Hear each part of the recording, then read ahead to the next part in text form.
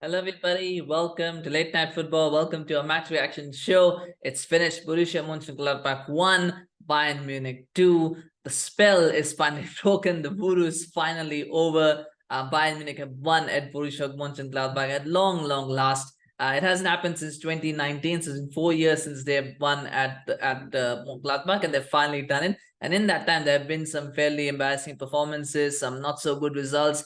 And today as well, they made hard work of it. They made hard work of getting that win. Nicolas, I think, had an outstanding game throughout this period. He was really good, and at one point it looked like he would be the difference between 1 point and 3. Unfortunately, it wasn't to be. But it's been a wrap there. But nonetheless, overall, I think Bayern Munich deserved to win the game. But they really made hard work of it. I think aside from that opening goal from Mönchengladbach, I didn't see a lot of attacking enterprise from Gladbach. Maybe that goal going in that as early as it kind of killed their attacking intentions, kind of made them, sometimes that happens. Then you come in, you get an early goal, and suddenly you're already on the back foot trying to hold on to what you have rather than playing your natural game. And I think that's what happened with Gladbach. They instead of attacking, instead of not necessarily attacking, but instead of being more composed, trying to play the way that they were supposed to play, I think they just kind of went into a defensive shell that they just couldn't get out of. And ultimately,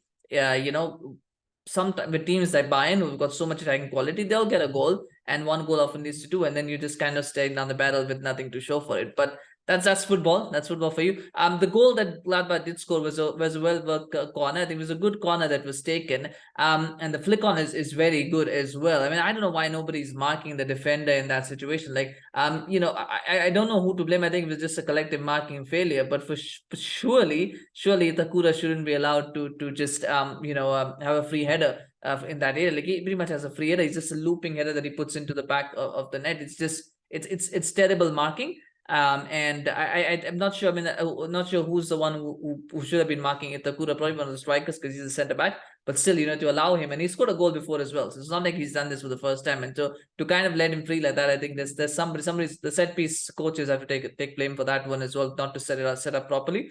Or if they did set up properly, the players didn't follow the instructions. So either way, it was 1-0, and at that point you thought 1-0 at Borussia Park. This is going to be a long night for Bayern Munich. It's going to be another one of those nights for Bayern Munich. And then with every save that Nicolas kept making, with every pass that was overhit, with every shot that went over, you thought, oh my God, what's going to happen? And then Sane hits the bar as well, which a super shot that goes off the bar. I mean, you're thinking it's not going to be Bayern's night. And that first half, 1-0 down.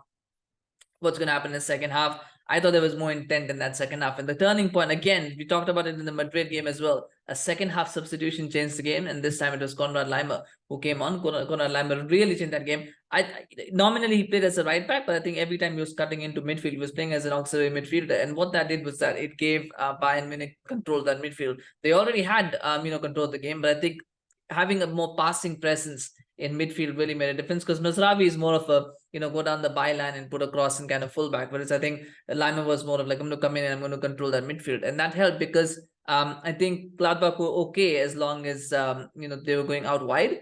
What they didn't want was players kind of trying to dictate from the middle. And once Laimer did that, and of course with Laimer coming into the middle, also opened up more space for Kimmich to kind of putting his passes around. It meant that the marking for Sane wasn't as good, and so Sane kept weaving, jinking runs, and ultimately it was a good goal that actually came through on that play, because the pass is really good towards Sane, and he takes it very well. The first touch from Sane for that goal is really good. It's a very good first touch. His second touch is actually a scuff shot. It wasn't what he had intended, but I think in hitting what he had not intended, he actually went in. Because if he had connected cleanly, I think Nicolas would have saved it, because Nicolas's positioning was pretty good, and he was anticipating that it was going to be a shot towards the far corner. So if you watch his save, he's actually anticipating the ball is going to go towards the far corner. He's got his arms out, and because Sane scuffs it, it goes under him, because he scuffed the shot, so it goes under him. It's one of those, sometimes you get lucky, sometimes a scuff shot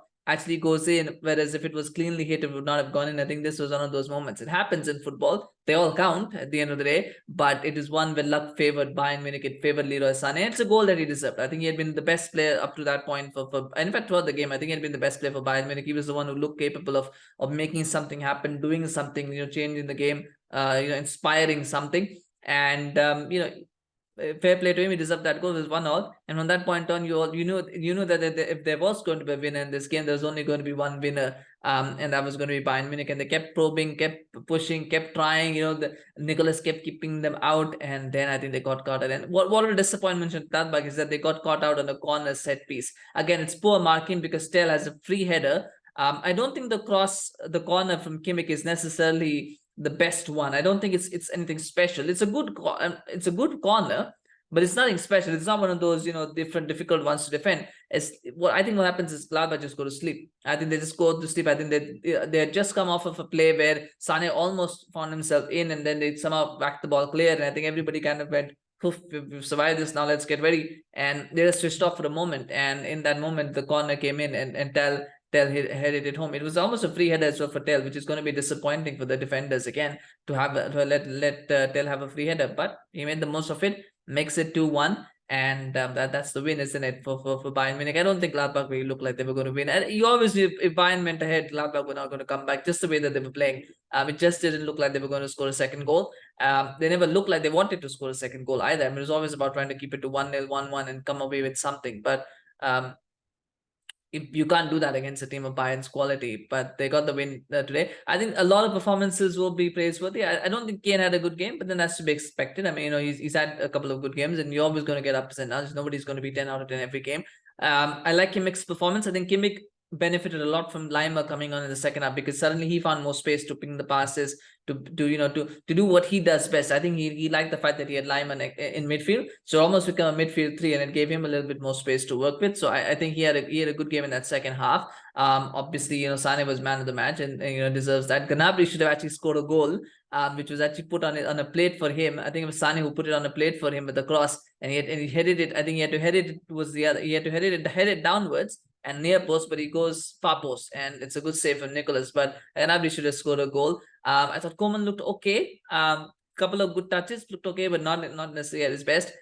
In the back line, it's hard to judge the back line, because there was very little in terms of attacking enterprise from Mönchengladbach, especially after they scored that first goal. I don't think there was even any kind of defending, much of defending to do until Bayern went ahead. Then there was a little bit, but between Mönchengladbach's first goal and Bayern's second goal, I don't think they really had to defend too much. But Min-Jae looked okay for what it was. I think Min-Jae looked okay, but I mean, it's hard to judge. I guess I don't want to judge them too much on it. But Thomas Muller for me, I think the one thing that I need to talk about is Thomas Muller.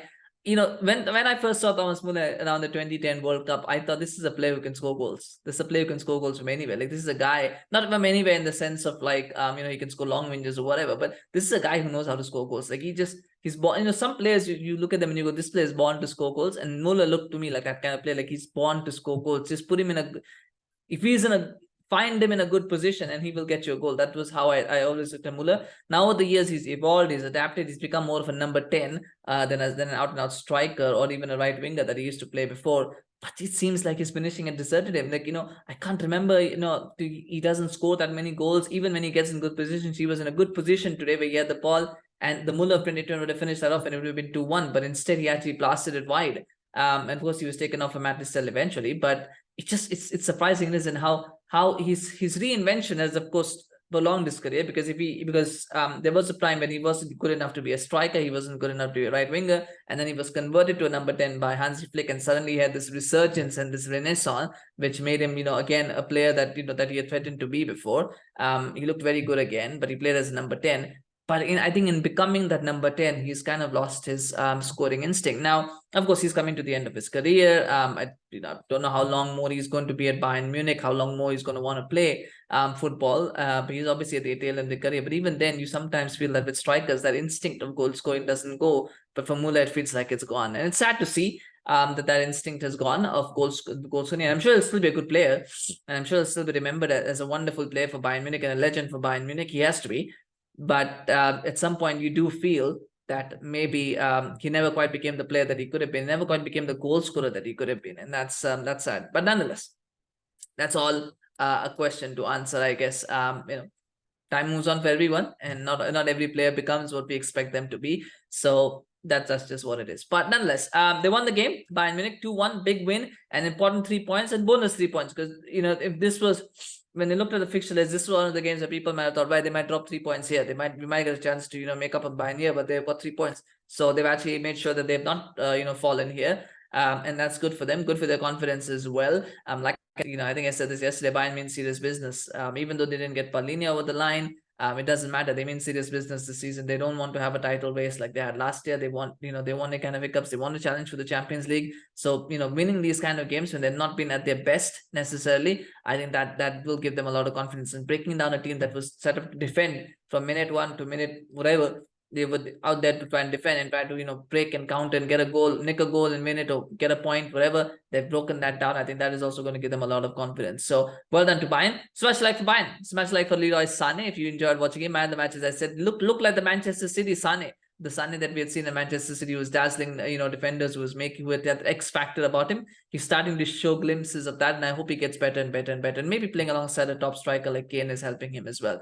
Yeah, good performance for him. Especially like if he was your man of the match as well. Do share your comments on the game, on Bayern's performance, Gladbach's performance. Was there something that I missed that stood out for you? Is there something that you agree with that I said, disagree with? Mention that in the comments. Always love hearing your thoughts. Please do share that, and do remember to subscribe to our channel. We want to now hit 410 subscribers. We just crossed 400 subscribers. We want to get to 410 subscribers, so please help us reach that mark. Do subscribe to our channel if you get a moment. Of course, we'll be doing more videos this weekend, so subscribe so you can get notified as they drop. Thank you so much for watching. We'll see you again soon. Bye bye.